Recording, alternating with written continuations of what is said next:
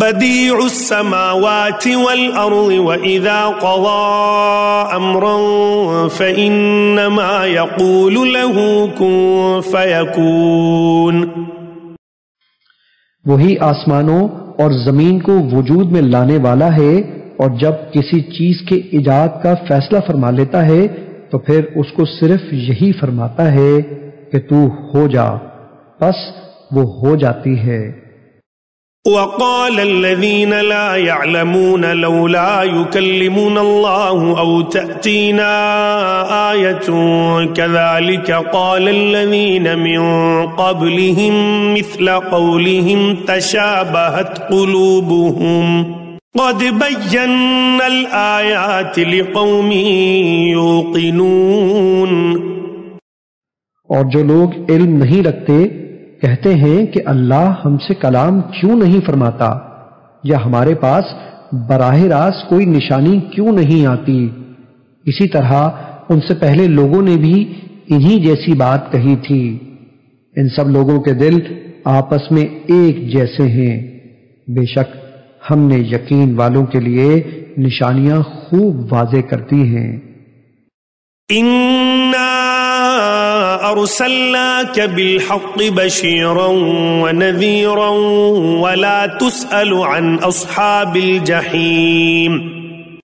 اے محبوب مکرم، بے شک ہم نے آپ کو حق کے ساتھ خوشخبری سنانے والا اور ڈر سنانے والا بنا کر بھیجا ہے، اور اہل دوزخ کے بارے میں آپ سے پرسش نہیں کی جائے گی۔ وَلَن تَرْضَىٰ عَنكَ الْيَهُودُ وَلَا النَّصَارَىٰ حَتَّىٰ تَتَّبِعَ مِلَّتَهُمْ قُلْ إِنَّ هُدَى اللَّهِ هُوَ الْهُدَىٰ وَلَئِنِ اتَّبَعْتَ أَهْوَاءَهُمْ بَعْدَ الَّذِي جَاءَكَ مِنَ الْعِلْمِ مَا لَكَ مِنَ اللَّهِ مِن وَلِيٍّ وَلَا نَصِيرٍ۔ اور یہود و نصارہ آپ سے اس وقت تک ہرگز خوش نہیں ہوں گے جب تک آپ ان کے مذہب کی پیروی اختیار نہ کر لیں۔ آپ فرما دیں کہ بے شک اللہ کی عطا کردہ ہدایت ہی حقیقی ہدایت ہے۔ امت کی تعلیم کے لیے فرمایا، اور اگر بفرض محال آپ نے اس علم کے بعد جو آپ کے پاس اللہ کی طرف سے آ چکا ہے ان کی خواہشات کی پیروی کی تو آپ کے لیے اللہ سے بچانے والا نہ کوئی دوست ہوگا اور نہ کوئی مددگار۔ الذين آتيناهم الكتاب يتلونه حق تلاوته أولئك يؤمنون به ومن يكفر به فأولئك هم الخاسرون۔ ایسے لوگ بھی ہیں جنہیں ہم نے کتاب دی، وہ اسے اس طرح پڑھتے ہیں جیسے پڑھنے کا حق ہے، وہی لوگ اس کتاب پر ایمان رکھتے ہیں، اور جو اس کا انکار کر رہے ہیں سو وہی لوگ نقصان اٹھانے والے ہیں۔ يا بني إسرائيل اذكروا نعمتي التي أنعمت عليكم وأني فضلتكم على العالمين۔ اے اولاد یعقوب، میری اس نعمت کو یاد کرو جو میں نے تم پر ارزانی فرمائی، اور خصوصاً یہ کہ میں نے تمہیں اس زمانے کے تمام لوگوں پر فضیلت عطا کی۔ واتقوا يوما لا تجزي نفس عن نفس شيئا ولا يقبل منها عدل ولا تنفعها شفاعة ولا هم ينصرون۔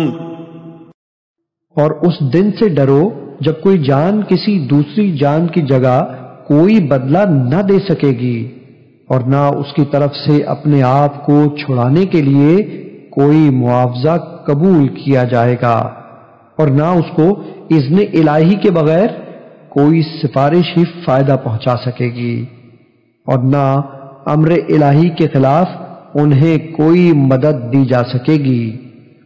وَإِذِ ابْتَلَى إِبْرَاهِيمَ رَبُّهُ بِكَلِمَاتٍ فَأَتَمَّهُنَّ قَالَ إِنِّي جَاعِلُكَ لِلنَّاسِ إِمَامًا قَالَ وَمِن ذُرِّيَّتِي قَالَ لَا يَنَالُ عَهْدِ الظَّالِمِينَ۔ اور وہ وقت یاد کرو جب ابراہیم علیہ السلام کو ان کے رب نے کئی باتوں میں آزمایا تو انہوں نے وہ پوری کر دی۔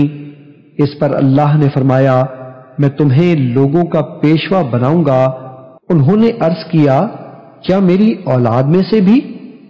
ارشاد ہوا ہاں مگر میرا وعدہ ظالموں کو نہیں پہنچتا۔ وَإِذْ جَعَلْنَا الْبَيْتَ مَثَابَةً لِلنَّاسِ وَأَمْنًا وَاتَّخِذُوا مِن مَّقَامِ إِبْرَاهِيمَ مُصَلًّى وَعَهِدْنَا إِلَىٰ إِبْرَاهِيمَ وَإِسْمَاعِيلَ أَن طَهِّرَا بَيْتِيَ لِلطَّائِفِينَ وَالْعَاكِفِينَ وَالرُّكَّعِ السُّجُودِ۔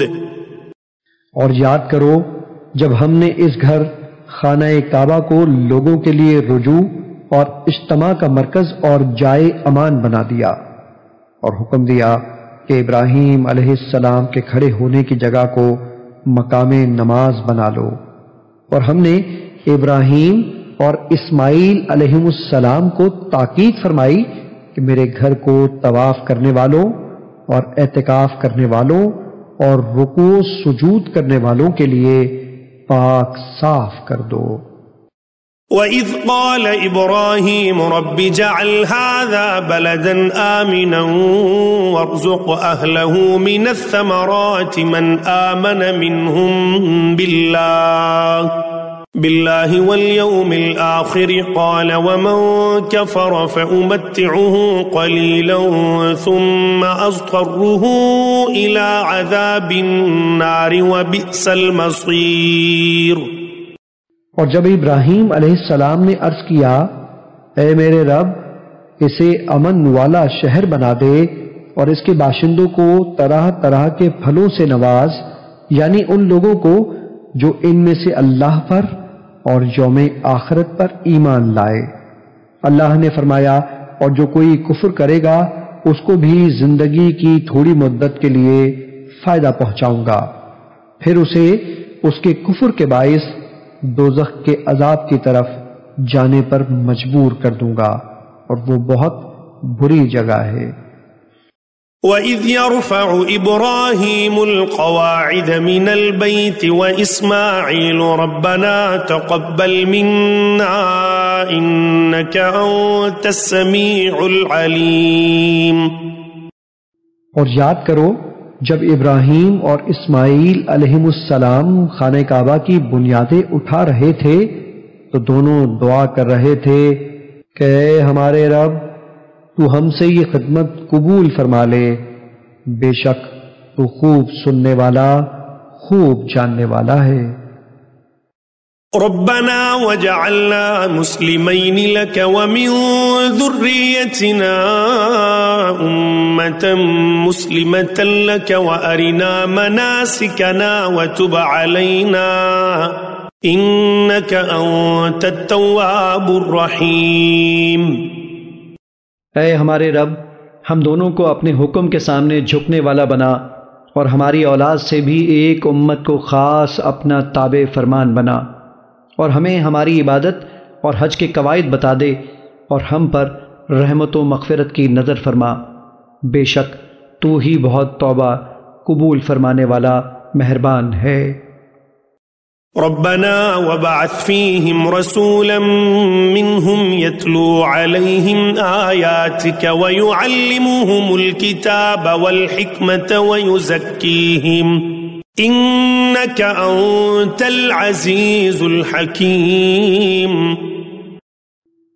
اے ہمارے رب انہی میں سے وہ آخری اور برگزیدہ رسول صلی اللہ علیہ وآلہ وسلم مبعوث فرما جو ان پر تیری آیتیں تلاوت فرمائے اور انہیں کتاب اور حکمت کی تعلیم دے کر دانائے راز بنا دے، اور ان کے نفوس و قلوب کو خوب پاک صاف کر دے، بے شک تو ہی غالب حکمت والا ہے۔